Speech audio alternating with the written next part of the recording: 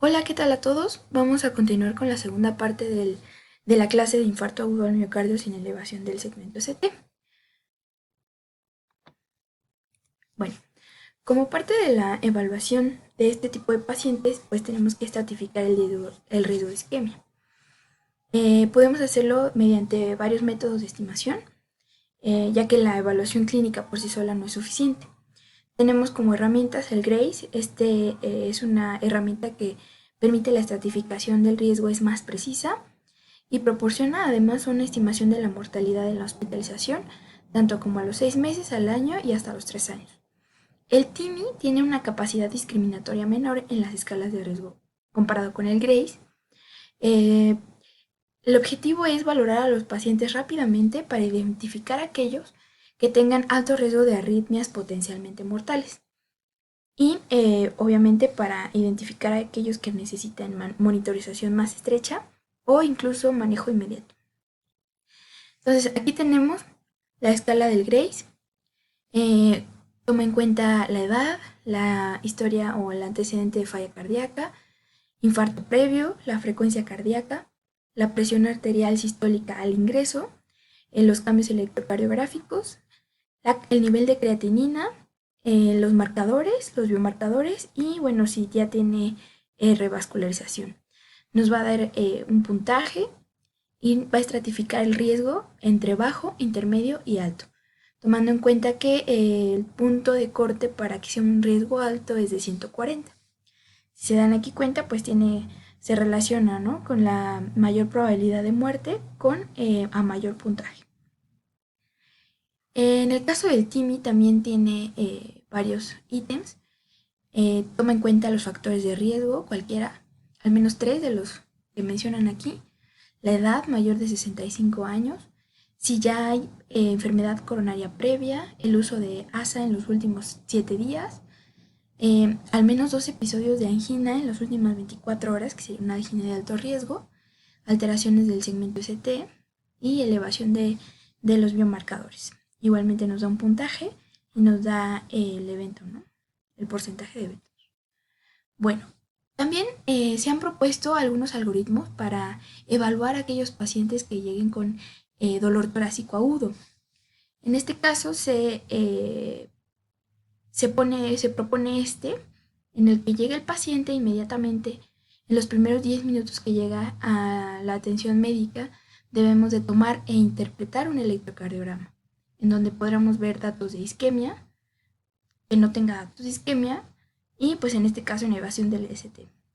Y aquí ya es parte de otro algoritmo. Si el paciente no tiene dolor torácico, pero el electrocardiograma no tiene datos como tal de isquemia, pero se conoce con una enfermedad arterial coronaria, pues entonces vamos a tomar inmediatamente las troponinas. Si no es así, entonces nos propone que tomemos el Hertz score, que está de este lado. En este igual son varios ítems, de acuerdo a la sintomatología, ¿no? Si es alta sospecha, un dolor típico tal vez, pues nos da mayor puntaje. Toma en cuenta también los cambios en el electrocardiograma, si tiene depresión significativa del ST, si tiene anormalidades que no son específicas, o si está normal, la edad, algunos factores de riesgo y el nivel de las troponinas. Para este momento, pues ya deberíamos de tener, desde que llegó acá, a lo mejor, si tiene el electrocardiograma sin datos como tal, si no es sin elevación, entonces nos vamos de este lado, tomamos las troponinas. Hay varios algoritmos, ahorita lo vemos. Entonces, de acuerdo a esto, pues podemos estratificar al paciente, ¿no? De 0 a 3, entonces vamos a tomar nuevamente las troponinas. Si salen negativas, pues ya, alta. Si salen mayor de 4 puntos de acuerdo a esta escala, que nos estaría hablando de un riesgo moderado, nos vamos igualmente a tomar seguir las troponinas seriadas y pues de acuerdo a su elevación o disminución se quedará en observación o se ingresará para un manejo específico. Entonces, hablando de los biomarcadores, estos tienen gran utilidad clínica, como ya lo vimos. Sin embargo, también aportan información pronóstica a las variables electrocardiográficas y a las variables clínicas en términos de mortalidad. Entonces, tomando en cuenta, nada más recordando rápidamente, lesión miocárdica es toda aquella situación o entidad en la cual hay lesión del miocito, ¿no? Daño al miocardio. Esto va a ocasionar elevación de las enzimas cardíacas, en este caso las troponinas.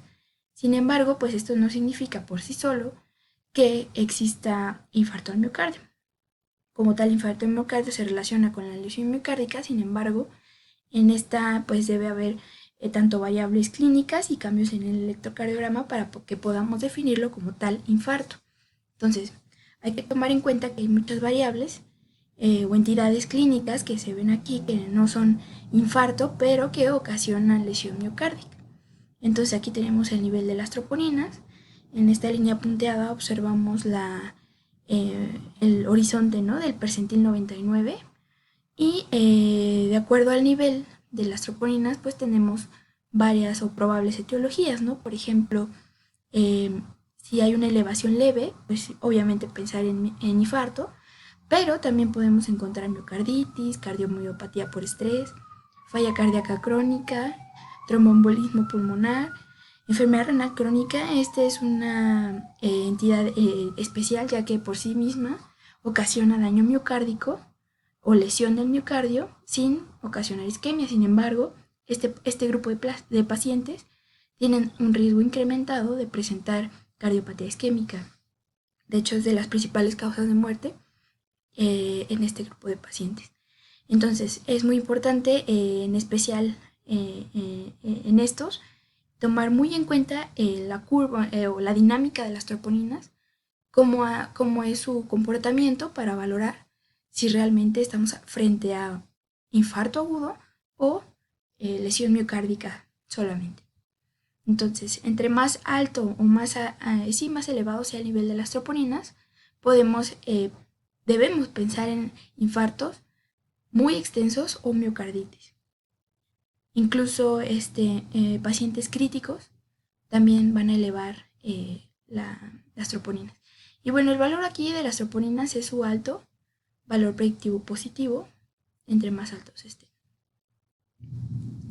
Entonces, nuevamente, elevación de las troponinas más allá del percentil 99 del límite superior normal, ya sea a la elevación o disminución de las mismas.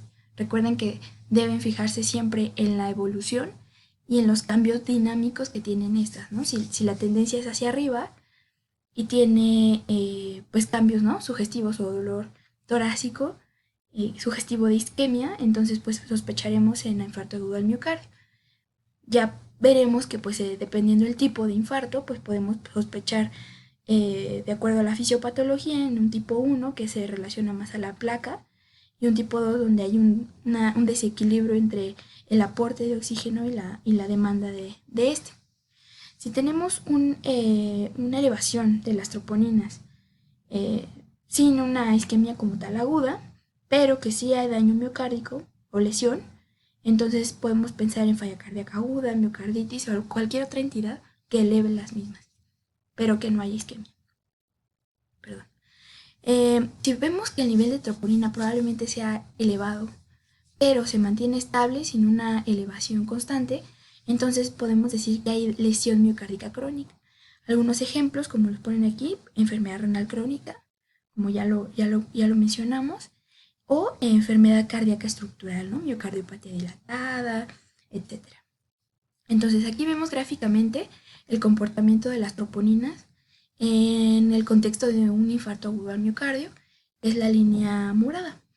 En esta parte en verde vemos el nivel, ¿no?, el horizonte del percentil 99 de las troponinas normales, y vemos que pues en las primeras horas, aquí vemos el tiempo, en las primeras horas hay una elevación muy dramática para decir que es infarto, ¿no? Entonces probablemente el paciente aquí inició sus síntomas y probablemente lo encontremos aquí, tomemos las troponinas y pues podemos encontrarlas incluso normales, pero a la siguiente hora las tomaremos, o a las 2 o 3 horas, y veremos que se elevan demasiado, ¿no?, hasta llegar a un pico máximo y después desciende. Esta es la curva clásica, la más sugestiva de infarto agudo al miocardio. En la línea punteada observamos que es una elevación constante y persistente, ¿no? O sea, esto va en más relación a lesión miocárdica crónica. Y el mejor ejemplo, insuficiencia cardíaca o enfermedad renal crónica. Entonces, como les mencionaba, tenemos algunos algoritmos propuestos. Aquí se menciona en la guía el de 0-3 horas. Tomamos la hora 0 sería al ingreso. Cuando llega el paciente con dolor torácico, tomamos el electrocardiograma y encontramos cambios, pero no como tal, como sin elevación, ¿no? Tenemos depresión de la onda T, inversión de la onda T, depresión del segmento ST. Tomamos las troponinas a las 3 horas. Si no hay cambios entre ellas, entonces, y el paciente se encuentra sin dolor, tiene un Grace menor a 140, es decir, un riesgo intermedio o bajo, entonces podremos dar el alta del paciente y considerar su estratificación con una prueba de estrés. En el otro escenario, si encontramos la elevación, el delta de la troponina, entonces, bueno, nos vamos directamente a tratamiento invasivo. Si persisten las troponinas elevadas, pero sin un cambio entre una y otra, bueno, continuamos con el diagnóstico diferencial, buscando cualquier otra causa de lesión miocárdica. Aquí está el algoritmo que les comentaba de 0-1 horas. Esta no necesita el Grace, ya que es más rápido. O sea, la idea de utilizar las troponinas de alta sensibilidad es para realizar estos algoritmos, ya que tienen un valor predictivo negativo muy alto, así como un alto valor predictivo positivo. Es decir, que si sí hay un cambio significativo entre la troponina a las 0 horas y a la 1 hora, entonces quiere decir que sí, efectivamente estamos ante un paciente con isquemia, ¿no? Pero si fuera que no, pues también tiene un alto valor predictivo negativo. Entonces, bueno, aquí están las ventajas y desventajas. Este es el algoritmo que se propone en este mismo artículo. Es lo mismo, ¿no? Aquí, por ejemplo, agregan un score de riesgo. Sería evaluar al paciente, tomar la troponina a las 0 y 1 hora y valorar, ¿no? Observar cuál es el comportamiento de esta. En el primer escenario vemos que hay el cambio, entonces entra. Entonces, ruling quiere decir que hacemos como tal el diagnóstico, ¿no? Tiene una alta probabilidad o alto riesgo, entonces inmediatamente ingresa a la unidad, ¿no?, coronaria para su intervencionismo. Si tiene un riesgo intermedio o bajo, entonces lo ingresamos a hospitalización para continuar su evaluación con alguna prueba de estrés.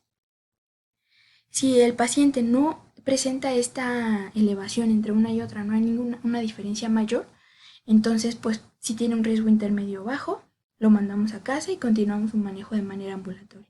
Pero si tiene un riesgo alto o alta probabilidad, se puede quedar en observación, ¿no?